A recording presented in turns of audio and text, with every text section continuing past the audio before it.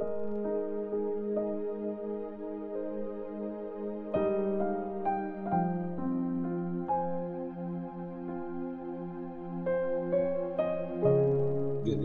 chapter 5. Malaya tayo dahil kay Christ. Malaya na tayo. Pinalaya tayo ni Christ. Kaya maging matatag kayo at huwag niyong hayaang maging alipin ulit kayo. Makinig kayong mabuti. Ako mismong si Paul ang nagsasabi sa inyo na pag pumayag kayong magpatuli, pinabaliwala niyo ang ginawa ni Christ para sa inyo. Uulitin ko, pag pumayag kayong magpatuli, obligado din kayong sumunod sa lahat ng inuutos ng Jewish law.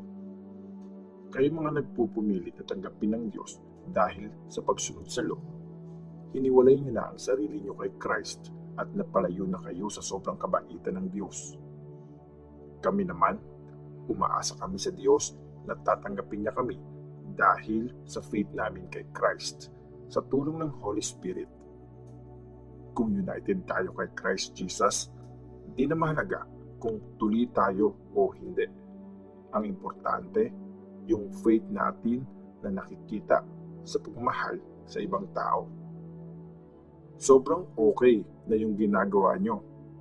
Sino ang pumigil sa inyong sumunod sa katotohanan? Sigurado akong hindi ang Diyos yun. Siya kasi ang tumawag sa inyo para lumapit sa Kanya. May kasabihan nga, konting yeast lang ang kailangan para umalsa ang buong masa ng harina. Naniniwala pa rin akong parehas ang pananaw natin sa bagay na to. Kasi pareho tayo nagtitiwala sa Panginoon at siguradong paparusahan ng Diyos ang nanggugulo sa isip nyo, kahit sino pa siya. Mga kapatid, kung totoong pinipitch ko pa rin na kailangan ng pagtutuli, bakit pa rin nila ako pinapahirapan? Kung pinipreach ko nga yun, hindi na dapat sila na insulto sa mensahe tungkol sa pagkamatay ni Christ sa krus. Sa mga nanggugulo sa inyo, bakit hanggang pagtutuli lang? Putulin na nila ang lahat. Mga kapatid, tinawag kayo ng Diyos para maging malaya, pero wag nyo namang gawing dahilan ang kalayaan nyo para masunod lang ang mga gusto ng katawan nyo. Instead, gamitin nyo ang kalayaan nyo para maglingkod sa iba kasi mahal nyo sila.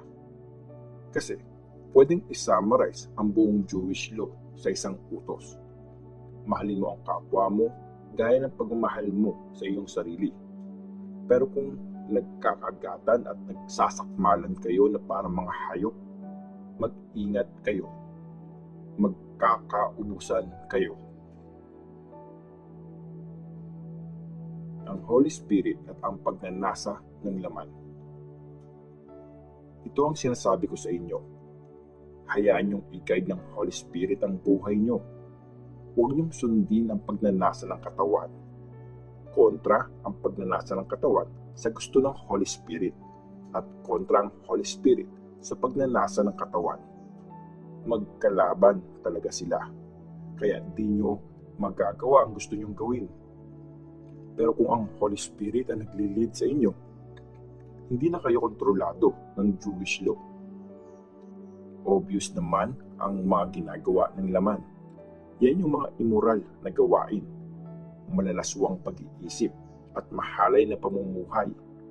Ganun din ang pagsamba sa Diyos-Diyosan, pangkukulam, sobrang galit sa kapwa, pakikipag-away, pagsiselos, pagkakagalit-galit, pagiging sakim, pagkakawatak-watak, pagkakampihan, pagkainggit, paglalasing, mga sobra-sobrang pagsasaya, at iba pang mga kagaya nito.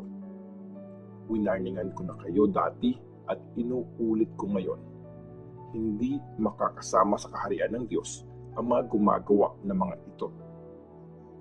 Pero ang taong nagsuko ng buhay sa Holy Spirit ay nagmamahal, nagsasaya, may kapayapaan, nagtitiyaga, tumutulong sa kapwa, gumagawa ng kabutihan, mapagkakatiwalaan, nagpapakumbaba at nagpipigil sa sarili. Walang batas na nagbabawal sa mga ito.